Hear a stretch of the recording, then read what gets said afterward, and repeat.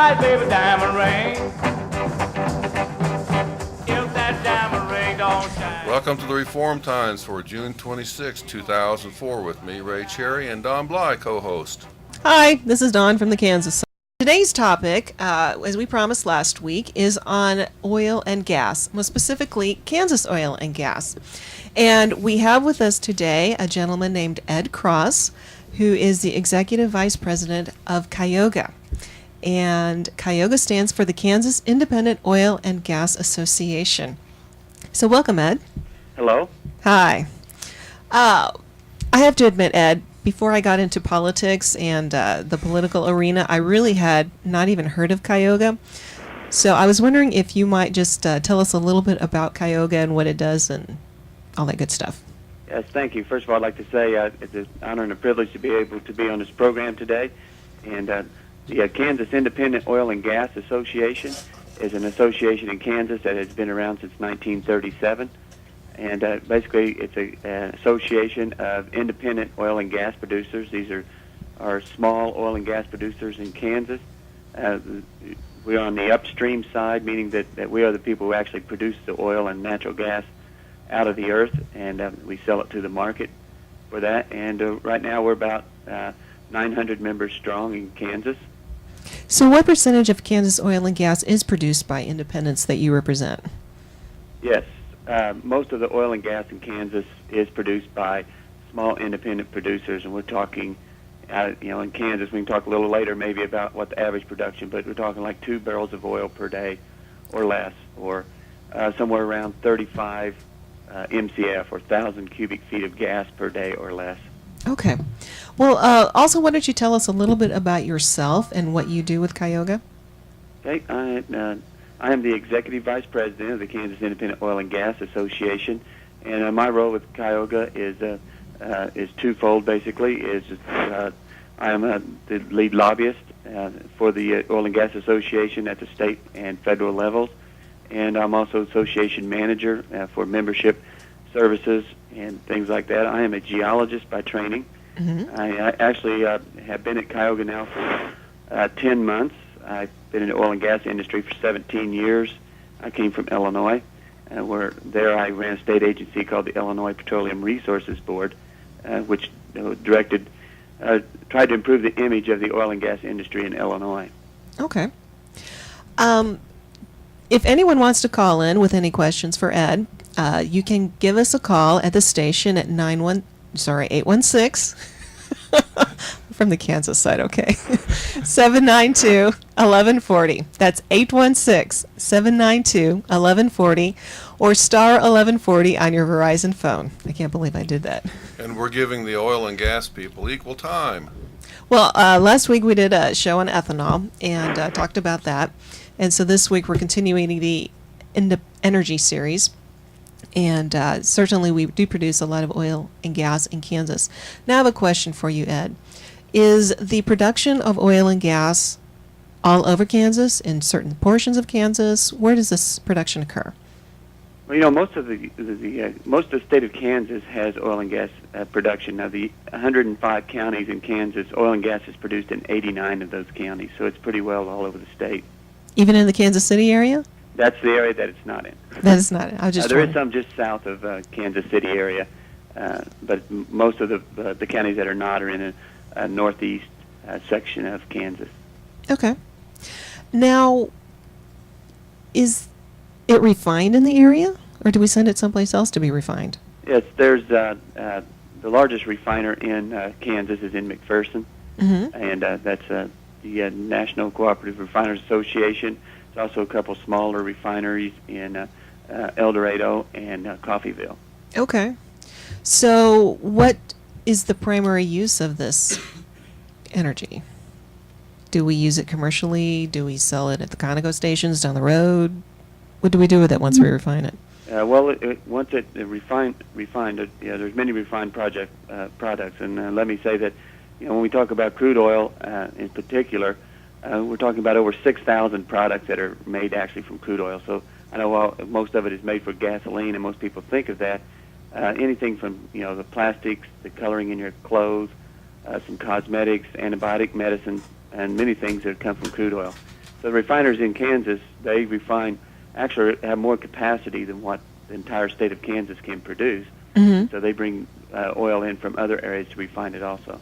Any of the Alaska oil brought in, or is it? No, I don't think so. I think they do bring in some oil from Canada Mm-hmm. and from the Gulf of Mexico, and then, Okay. of course, all of the Kansas oil. All right. Now,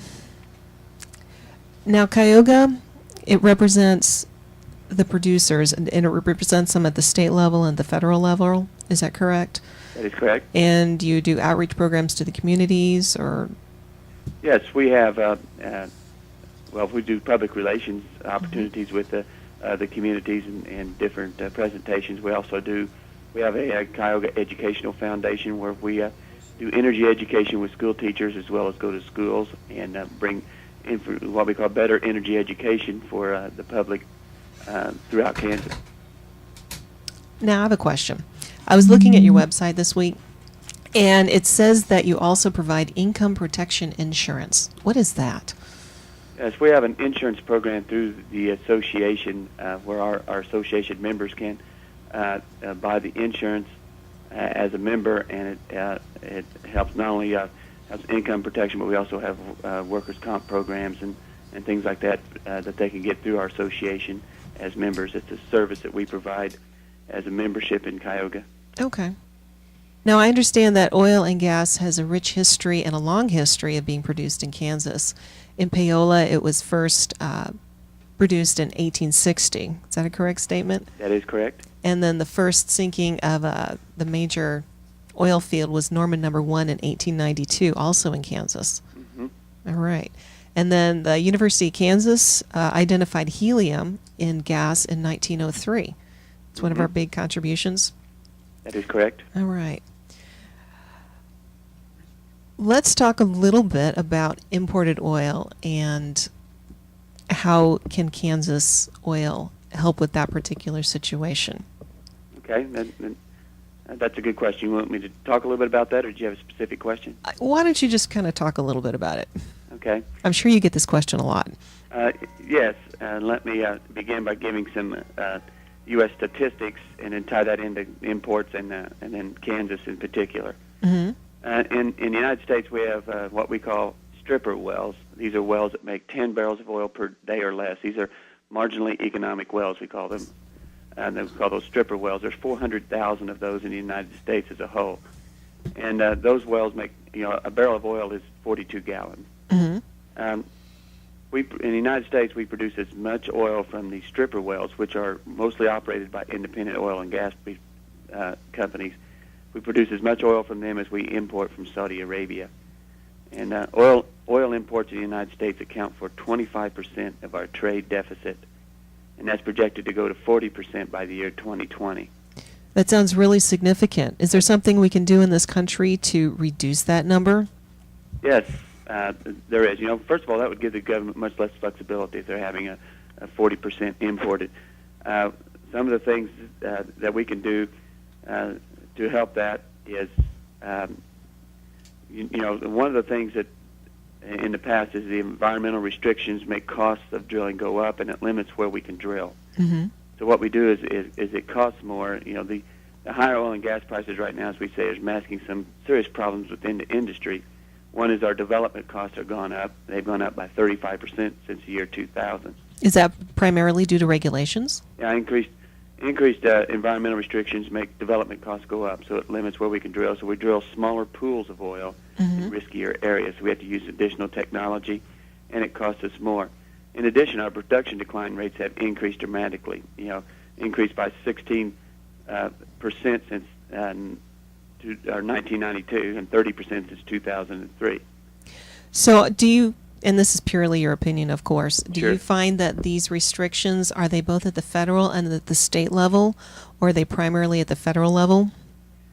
Most of the restrictions right now are at the federal level. The energy policies have passed, like fuel-on-fuel competition, or what they call fuel switching. Mm-hmm. If one fuel cost got higher, we switch to another one, like going from natural gas to propane or something like that. We've always referred to that as it's okay to eat our young energy policy, but the market forces now are much greater than what the local fuel switching can manage. So, one of the economic concepts is the best cure for high prices is high prices. And nationally, we have 60% of our future oil reserves are in areas now under moratoria. Moratorium, meaning that you just can't get to it. Yeah, places like off the east coast of the United States, off the west coast, the eastern Gulf, the Rocky Mountain states, and Alaska. So it almost sounds like we have the oil, but we're not allowing ourselves to get at it. Yes, we have. I'm not going to say that we have oil that we would be completely independent of foreign supplies, but we do have vastly more reserves that we're not able to get to. Since we're not able to get those, operators drill riskier areas, smaller pools, which decline faster in production, and it costs more to get those.